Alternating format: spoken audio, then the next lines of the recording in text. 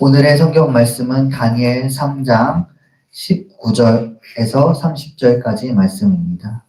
제 성경에는 구약 1262쪽쯤에 있습니다. 한 절씩 교독하시고 마지막 절은 함께 읽겠습니다. 그러자 느부갓네살 왕은 잔뜩 화가 나서 사드락과 메삭과 아벳느고를 보고 얼굴빛이 달라져 화덕을 보통 때보다 7배나 더 뜨겁게 하라고 명령하였다. 그리고 그의 군대에서 힘센 군인 몇 사람에게 사드락과 메삭과 아벳느고를 묶어서 불타는 화덕 속에 던져 넣으라고 명령하였다. 그러자 사람들은 그들을 바지와 속옷 등 옷을 입고 관을 쓴 채로 묶어서 불타는 화덕 속에 던졌다. 왕의 명령이 그만큼 급하였다. 화덕은 매우 뜨거웠으므로 사드락과 메삭과 아벳느고를 붙든 사람들도 그 불꽃에 타서 넣었다. 사드락과 메삭과 아벳느고 세 사람은 묶인 채로 맹렬히 타는 화덕 속으로 떨어졌다. 그때 느부갓네살 왕이 놀라서 급히 일어나 모사들에게 물었다. 우리가 묶어서 화덕 불 속에 던진 사람은 셋이 아니더냐? 그들이 왕에게 대답하였다. 그러합니다. 왕이 말을 이었다. 보아라, 내가 보기에는 네 사람이다. 모두 결박이 풀린 채로 화덕 안에서 걷고 있고 그들에게 아무런 상처도 없다. 더욱이 넷째 사람의 모습은 신의 아들과 같다. 느부갓네살 왕이 활활 타는 화덕 거기로 가까이 가서 소리쳐 말하였다. 가장 높으신 하나님의 종 사드락과 메삭과 아벳느고는 이리로 나오너라. 그러자 사드락과 메삭과 아벳느고가 불 가운데서 나왔다. 지방 장관들과 대신들과 총독들과 왕의 측근들이 모여서 이 사람들을 보니 그 몸이 불에 상하지 않고 머리털도 그을리지 않고 바지 색깔도 변하지 않고 그들에게서 불에 탄 냄새도 나지 않았다. 느부갓네살 왕이 말하였다. 사드락과 메삭과 아벳느고를 돌보신 하나님을 찬송하여라. 그는 전사를 보내서 그의 종들을 구하셨다. 이 종들은 저희의 하나님을 의뢰하여 저희의 몸을 바치면서까지 왕의 명령을 거역하고 저희의 하나님 말고는 다른 어떤 신도 절하여 섬기지 않았다. 그러므로 내가 이제 조서를 드린다. 민족과 언어가 다른 뭇 백성은 사드락과 메삭과 아벳느고의 하나님을 두고서 경솔히 말하는 일이 없도록 하여라. 이 명령을 어겼다가는 그 몸이 조각날 것이며 집이 쓰레기 더미가 될 것이다. 이와 같이 자기를 믿는 사람을 구원할 수 있는 신은 다시 없을 것이다. 왕은 사드락과 메삭과 아벳느고를 바벨론 지방에서 번영을 누리면서 살게 하였다. 아멘. 오늘 말씀에 나오는 시대도 그렇고 이 예수님을 믿는다라는 것 자체가 불법이던 시대가 있었습니다. 이 아주 전이죠. 로마 황제인 콘스탄티누스 1세라는 사람이 이제 기독교는 정식이다, 종교이다 라고 선포하기 전까지만 해도 이 세상에서 합법적으로 예수님을 믿을 수 있는 사람은 존재하지 않았습니다. 오늘 본문인 다니엘에서 역시 이 예수님까지의 시대는 아니지만 그런 하나님을 믿는 것 자체가 불법이 될 수 있던 그런 시대를 배경으로 하고 있습니다. 그래서 가끔 이런 말씀들을 읽다 보면은 한 가지 생각이 들곤 합니다. 그때 신앙을 지키는 것과 오늘날 신앙을 지키는 것, 그 둘 중 어느 쪽이 더 힘든 일일까라는 생각입니다.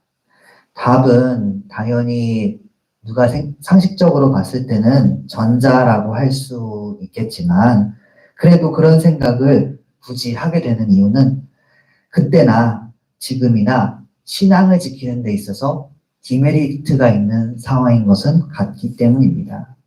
신앙생활을 지키는 것으로 인해서 손해를 볼 수 있고 갈등에 연루될 수 있다는 점에서 이 그때와 지금의 시대에 공통점이 있습니다. 예전에는 그 신앙생활을 지키는 것으로 인해서 물리적인 손해를 볼 수가 있었습니다. 때는 예수님을 믿는 것만으로 이제 걸려서 순교할 수도 있었을 테고 또 재산상의 손해로 벌금을 문다든지 집의 재산을 압류당하든지 하는 손해를 볼 수가 있었을 것입니다. 현대에는 이 신앙생활을 지키는 것으로 인해서 사회적인 손해를 볼 수 있습니다. 신실하게 지키려 한다면 뭐 술이나 담배 같은 것이라든지 주일 성수라든지 같은 다른 믿지 않는 사람들이 하지 않는 일을 이제 하는 일을 하지 않게 될 것이고, 직업이나 환경에 따라서 제가 잘 모르는 부분들로 인해서 이제 손해를 볼 수가 있을 것입니다.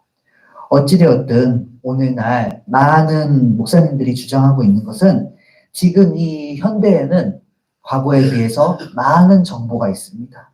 그 정보에 접촉하기도 쉽습니다. 그리고 신앙생활보다 즐거운 일들이 많이 있습니다.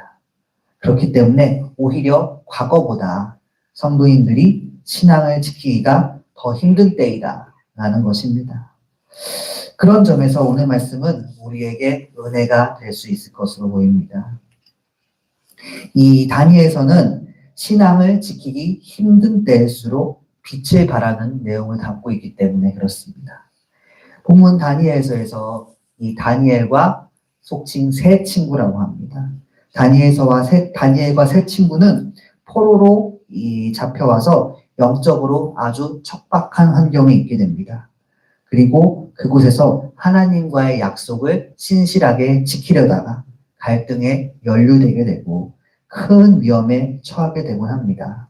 그리고 그때마다 하나님의 보호를 받아 위험에서 벗어나게 되는 것이 이 다니엘서의 이 전반부의 그 이야기라고 볼 수가 있겠습니다. 본문에는 이 사드락, 그리고 메삭, 아벳느고라고 하는 세 사람이 등장을 합니다. 이 셋은 누구냐면 이 다니엘이 신앙의 결단을 할 때 다니엘과 함께 하면서 어려운 상황에서 그 신앙을 이겨내고 지켜내고 영적인 승리를 거둔 사람들입니다. 다만 이 본문 3장에 들어가기 앞서 다니엘 1장, 2장을 잘 읽어보시면 그들이 하나님과의 약속을 지키고 하나님을 신실하게 섬길 수 있게 된 것은 다 다니엘이 결단하고 영적인 리더 역할을 맡았기 때문이란 걸 알 수 있습니다. 다니엘서 1장 8절에 보시면 처음에 이 마음을 먹고 하나님과의 약속을 지키는 식사를 하게 해달라 라고 간청한 건 다니엘이었습니다. 또 2장에 보니까 왕이 자신의 꿈풀이를 못하는 지혜자들을 다 죽이라 라고 명령을 하였을 때 그 꿈을 풀이할 수 있는 특별한 받은 은사를 활용을 해서 꿈풀이를 해낸 것도 다니엘입니다. 다니엘 2장 49절에 보니까 이 세 친구가 마지막에 살아남아서 지방을 다스리는 그런 직책을 받게 된 것도 다니엘이 요청했기 때문인 걸 알 수 있습니다. 여기까지 제가 말씀드린 부분까지 봤을 때 이 다니엘의 세 친구들은 그냥 다니엘에 잘 붙어 있었다 정도로 보입니다. 다니엘이 다니엘서의 주역이었고 셋은 사드락, 메삭, 아벳느고는 그저 바벨론의 포로로 잡혀와 이름이 개명됐을 뿐인 같이 다니엘과 꼽힌 유대인이자 다니엘의 활약의 수혜자처럼만 보입니다. 이 2장까지 이 세 친구들은 다니엘의 덤으로 붙여서 주인공을 빛내주는 덤처럼 보이는 것입니다. 그리고 오늘 본문 그 사실이 틀렸다는 걸 나타냅니다. 이들은 그저 수동적으로 다니엘을 따라다닌 게 아니었습니다. 나 역시 하나님을 섬기겠습니다 라고 결단했던 사람들임을 본문을 통해 알 수가 있습니다. 그 당시 상황은 그랬습니다. 3장 5절에서 6절을 보니까 당시의 모든 관리들은 타이밍에 맞춰서 금으로 만든 왕의 신상에 절을 해야 했습니다. 그런데 누군가 그 다니엘의 세 친구들을 왕에게 고발한 것입니다. 그들이 절을 하지 않았다고 일러 바쳤습니다. 왕은 이 셋을 데려와서 15절에 이르기를 이제라도 절할 마음이 있으면 내가 용서를 하겠다. 하지만 그렇지 않으면 용광로에 던져버리겠다라고 말합니다. 그러니까 이제 셋에게 결단의 시간이 온 것입니다. 그들 앞에서 때로 다니엘이 방향을 제시를 해주고 놀라운 은사로 상황을 해결해 주었었는데요. 이번에 다니엘은 도움을 줄 수가 없습니다. 하나님을 믿고 죽을 것인지, 신앙을 버리고 살 것인지 선택해야 합니다. 그리고 그런 상황에서 이 세 친구가 본문 17, 18절 말씀을 대답으로 한 것입니다. 본문 17, 18절 말씀을 교독을 해보시겠습니다. 불 속에 던져져도 임금님, 우리를 지키시는 우리 하나님이 우리를 활활 타는 화덕 속에서 구해주시고 임금님의 손에서도 구해주실 것입니다. 비록 그렇게 되지 않더라도 우리는 임금님의 시들을 숨기지 않고 임금님이 세우신 금신상에게 절을 하지도 않을 것입니다. 그것을 배워주십시오. 네, 여기에서 다니엘의 세 친구들은 신앙을 지키는 일을 택합니다. 하나님께서 우리를 구해주실 것이다 믿으면서 그렇게 합니다. 그 방금 읽으신 18절에 보시면 그렇지 않더라도 만약 하나님께서 나를 구해주시지 않아도 우리는 하나님만 섬기겠습니다 라고 선언합니다. 이 선언에서 알 수 있는 것입니다. 세 명 사드락, 메삭과 아벳느고는 내가 세상에서 살 수 있는 길은 오직 하나님과 동행하는 것이라고 믿고 있습니다. 다니엘이 리드했지만 자신들을 구한 건 결국 살아계신 주 하나님이시다라는 걸 아주 잘 알고 있었습니다. 어쩌면 이 셋은 먼저 번 경험에서 배웠을지도 모릅니다. 우리가 진정으로 살아남으려면 세상 권력자나 누구의 말이 아니라 하나님의 말씀을 들어야 한다는 것을. 나는 주 하나님과 함께할 때 살 수 있고 내가 죽는 건 하나님에게서 멀어졌을 때 죽는 것이다 라는 것을 느꼈던 것입니다. 이 셋은 야고보서 1장 12절의 말씀과 같은 마음을 가졌습니다. 야고보서 1장 12절을 제가 읽어보겠습니다. 4장 10절입니다. 죄송합니다. 4장 10절을 제가 읽어보겠습니다. 시험을 견디어내는 사람은 복이 있습니다. 그 사람은 그의 참됨이 입증되어서 생명의 면류관을 받을 것이기 때문입니다. 그것은 하나님을 사랑하는 사람들에게 약속된 것입니다. 아멘. 이 마음을 가지는 것과 그걸 결단해야 할 순간에 실제로 행하는 것은 다르다라고 말씀해서 말하고 있습니다. 본문의 세 명 사드락, 메삭, 아벳느고는 그 시험을 이겨냈습니다. 타협하여서 그냥 절하고 넘어갈 수도 있었습니다. 그러나 그렇게 하지 않았습니다. 하나님을 사랑합니다 라는 걸 온몸으로 모든 걸 걸고 표현하였습니다. 이후 다니엘 본문 19절부터 마지막 절까지 그 벌어지는 일들에서 하나님께서 그들의 믿음에 응답하시는 모습이 나타납니다. 노발데바라는 왕이 세 명을 평소보다 훨씬 뜨거운 화덕에 던졌지만 하나님께서 천사를 보내 그 셋을 구하였고 그렇게 셋은 누구 하나 타거나 그을리지 않고 무사히 화덕에서 걸어 나온 것입니다. 왕에게 그렇게 인정받고 바벨론 지방에서 번영을 누리며 살게 됩니다. 자, 여기서 우리가 본문을 다시 한번 읽어보면 알 수 있는 사실이 있습니다. 뭐냐면 만약 이 세 명이 하나님께서 혹시 우리를 구해주지 않으면 어떡하지? 라는 마음으로 왕의 금신상에 절을 했다면 만약 절을 했다면 그들은 어떤 위기도 없이 평안히 또 하루를 보낼 수 있게 된다는 것입니다. 물론 어디 가서 저 믿는 사람입니다 라고 더 이상 말할 수 없게 될 것입니다. 또 다음에도 그 비슷한 것에 절할 일이 생길 수 있습니다. 그렇지만 또 그때만 잘 넘기면 신앙 때문에 속 썩는 일 없이 큰 문제 없이 살 수 있었습니다. 그러나 그렇게 하지 않았습니다. 손해를 감수하고 신앙을 지켰습니다. 시대는 다르지만 우리 역시 이 세 명과 비슷한 상황이 많이 있다고 생각이 듭니다. 우리가 교회 안에서 신앙을 지키기는 그래도 좀 쉽습니다. 다니엘 같은 영적 리더가 교회에 있고 그 신앙 성장과 성숙을 위한 프로그램이 진행이 됩니다.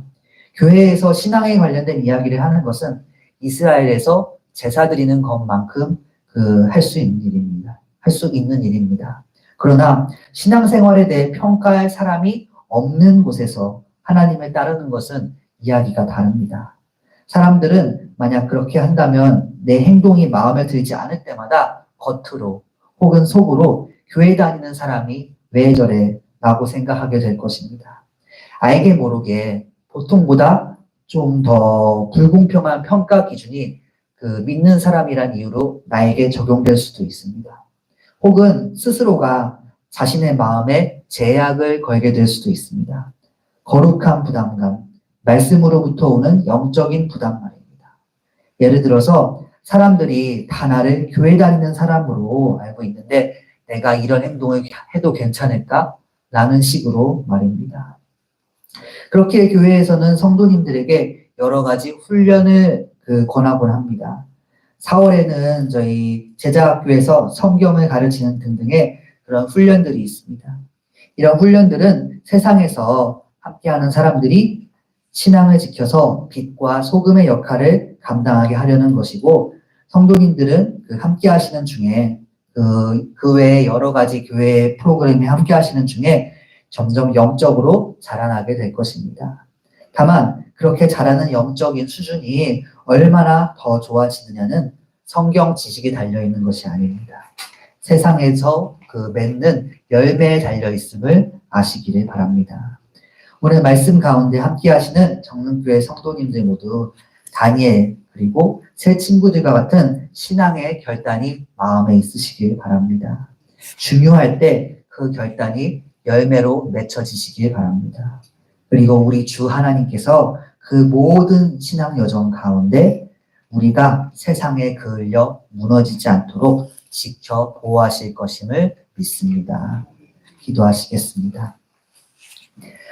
우리를 열매 맺게 하시는 주님, 우리 믿는 사람들이 세상에서 빛과 소금의 역할을 감당할 수 있도록 도우시옵소서.